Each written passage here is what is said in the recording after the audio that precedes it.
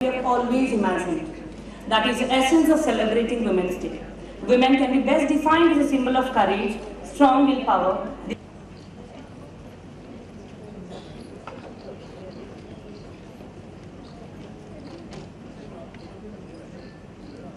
Deepam Jyoti Parabrahma, Deepam Sarvatamopaha, Deepena Sadhyate Saram, Sandhya Deepa Namostute. Lighting a lamp amounts to awakening the Atma Jyoti within oneself. Lighting a lamp, in a way, we purify the premises. Scientifically speaking, due to the circular radiant waves emanating from this protective sheath and having motion, superior level negative energies cannot enter the venue. Our relationship with the light is as old as our beginnings. We have always been drawn towards light. It stands for auspiciousness, prosperity, and abundance. Light brings brightness. In doing so, it dispels darkness. The lamp symbolizes the ego. The flame, which always looks up, I request everyone. DRDO officer appointed to CMO. Srimati Smita is one of the youngest to have cracked the UPSC exam, securing All India 4th rank and opted for the IAS. In April 2011, she took charge as District Collector, Karimnagar District, where she has made significant contributions in the health and education sector. The health initiative to improve institutional deliveries in the public sector, popularly known as Amma Lalana, was started and successfully implemented in the district. The initiative was also nominated as one of the best initiatives for Prime Minister's Award for Excellence in Public Administration. She has also been awarded Chief Minister's Award for the year 2011-12 and 2012-13 continuously for Best District in 20-point flagship program. She is a recipient of Platinum Award for the Best E-Governance Initiatives. I request Srimati Smita Sabharwal to address the gathering. Thank you for your kind words. Honorable Raksha Rajya Mantri Shri Subhash Bamre sir, Guest of Honor, Honorable Minister for IT, Industries, Municipal Administration, K.T. Rama Rao Garu, distinguished guests, Lieutenant General Satish Dua, Chief of Integrated Defence Staff, Dr. Christopher, Secretary, Chairman DRDO, Dr. G. Satish Reddy, Scientific Advisor to Raksha Mantri, Alka Ma'am, Tessie Thomas Ma'am, and all the distinguished guests and everybody who has gathered together to celebrate this wonderful occasion. My warm greetings to all of you on the occasion of International Women's Day. It's a proud privilege to be in DRDO today. This is the institution which is the backbone of India's strategic military research, an institution that allows us to boast of a place in select nations with ICBM capabilities, an institution that helps us to stay non-aligned in an extremely geopolitically sensitive world that we live in today, and of course, the institution that has always helped us to maintain operational dominance and battle worthiness every time this nation has gone to war.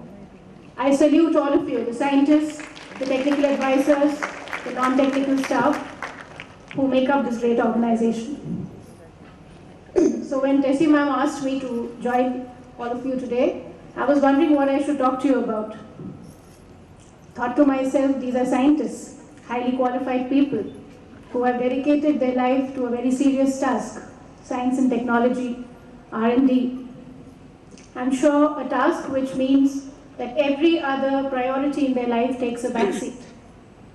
Men and women, irrespective of their caste, their religion, their upbringing, their gender, come together, work in tandem, and achieve something which is bigger than their individual name and fame. They contribute to the nation-building cause, to its security concerns. And for this, to my mind, is what makes great organizations. As we move towards a more equal and humanist world, I repeat, not a feminist one, but an equal and humanist world, we must begin to realize and recognize that leadership and competence has no gender. I'm sure all the women out here will agree with me that our mothers and grandmoms have put us on a very strong platform. They, during their time, would have fought very pitched battles for issues that we take for granted today. The right to want to study, the right to want to work, the right to want to marry someone of their choice, and sometimes even the right to want to take decisions on behalf of their children who they brought into the world. So they have given us a strong legacy, and I think it's up to us to internalize the revolution and take it in the right way forward. I truly believe that the world is ready for us. The question is, are we ready? Do we have the skills, do we have the competencies to truly deserve a rightful place in the workforce? When young administrators join the service, I say young because in spite of all the kind observations made, I'm not so young anymore, I'm almost 40, and young administrators do ask me nowadays as to what I think are the attributes of a good officer. So I often try to tell them in simple words that one must begin by trying to lead the self. That's a very difficult task.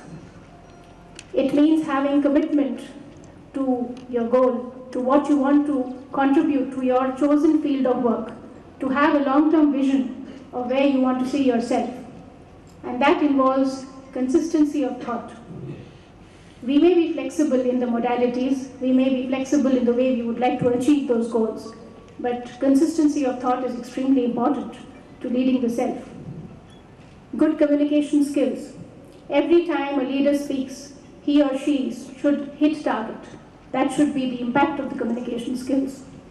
And of course, there has to be core integrity and courage to take a stand, to stand up for others who you think deserve that.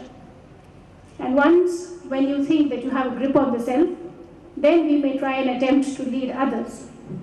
It means setting a direction. One can never forget that people come from different backgrounds, different prejudices, and getting them to commit to the common conscious is extremely important in order to achieve the objective that the team has set out to achieve. It means aligning your forces. I'm sure all the managers out here, the senior directors out here will agree with me that there are different skills in different people. Some people are good at strategizing, some people are good at supports in logistics, and some people are good at executing. So we must choose and align the forces in the right way. And sometimes there are people that you keep thinking hard, what are they capable of? Do they really belong to the organization?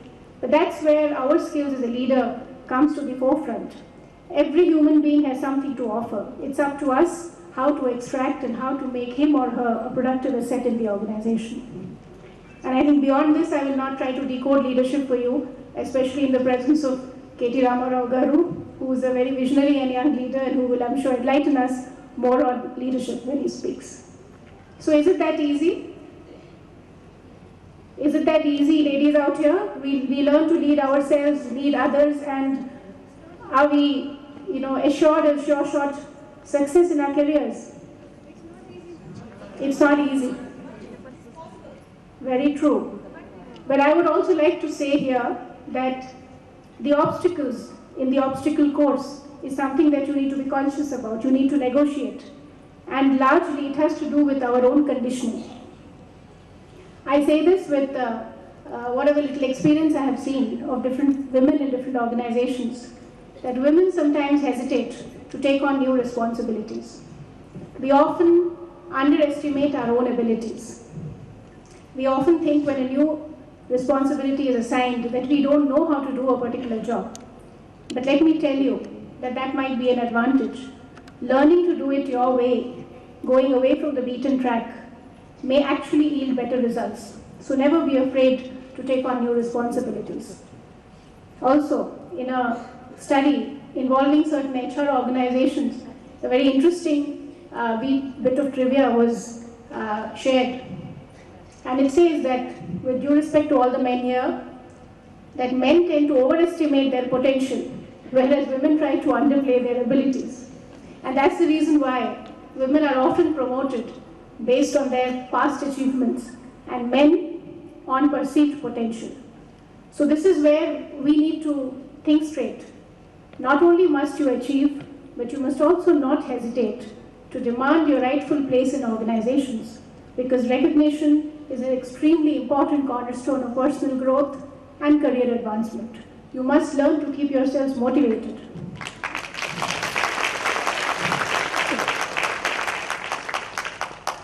And the third obstacle, which across the world is the most challenging one, I'm sure all the ladies out here would agree with me that the biological clock and the career clock are in absolute conflict with each other. That is the age when a woman is expected to have a family, to look after young children, and sometimes take on the responsibility of aging parents. It's also the time when organizations decide to either have you in or write you off. So that is something which we need to challenge ourselves with. And the only thing that I can say here is that by all means, when you need to take those decisions of raising the family, of taking a break, please do so. But don't leave mentally till you actually leave on that particular day. Be in your job, be consciously focused till the day that you're actually working. And when you are done with those responsibilities, don't forget to come back and join the workforce. We often complain that there are not enough women at the top, not enough leaders, not enough CEOs, not enough policy makers. The fact of the matter is that not enough women stay in the workforce to be able to reach those positions. So you must motivate yourselves to come back and let the job be interesting enough to hold your attention. So therefore you must look at sectors which actually challenge you, which actually have the potential to get the best out of you. And here I think the role of policymakers, leaders is extremely important. We must create the ethos and the ecosystem where women feel motivated to come back and contribute and grow. Again, a small snippet I'm sharing. I'm told in the Scandinavian countries, when an HR team looks at the promotion eligibilities of men and women, they often look at whether a man has availed his paternity leave. And if he hasn't, then eyebrows are raised. Well, I hope the day is not far when in India too, we have similar ecosystems in place where it is recognized and accepted that men and women have to share life responsibilities equally, and that it should be a given. Here, in fact, I would like to share with you proudly an initiative of the Telangana government where it intends to support the livelihood loss caused to an extremely poor woman, maybe an agricultural labor, a coolie who goes to the fields and works. And the event of the time in her life when she's carrying a child, it is going to be compensated in the form of an incentive which will be offered to her as a, you can say like a livelihood loss to support her, to allow her family to look after her, and also for the entire family to treat the childbirth as a happy event. It is going to be launched from April, and it will also cover critical events like immunization of the child, safe delivery for the mother, and other certain social indices which are extremely of concern to the world in general.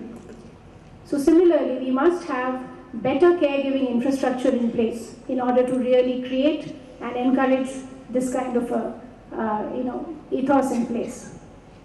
Well, I think I've already overshot my time, but I'd just like to conclude saying that I'm extremely optimistic that the future is going to be a very exciting place. And in specific, it's going to be a very exciting workplace where caregiving and breadwinning will have equal respect, where a man will have the right to choose which role he wants to play without anybody questioning his manhood. And women will be represented at 50% at every level in every workforce. I hope the day is not far when we have 4,000 women scientists in DRDO as against your 7,000. I hope the day is not far when young women would want to fly the Sukhois and the Tejas, just like those bravehearts who got commissioned last year, Avani, Bhavana, Mohana, who proved to the nation that they are officers first and last, and that women have the emotional and physical stamina to lead men at war. I hope the day is not far when we have many more Tessie Thomases A woman who doesn't believe in just breaking glass ceilings, but she blasts through them right into space. So wish you a great year ahead, and I hope that every day is a celebration of you as a woman, as a mother, as a wife, as a friend, as a professional, and most importantly, as an individual. Wish you a very happy Women's Day, and thank you for this privilege.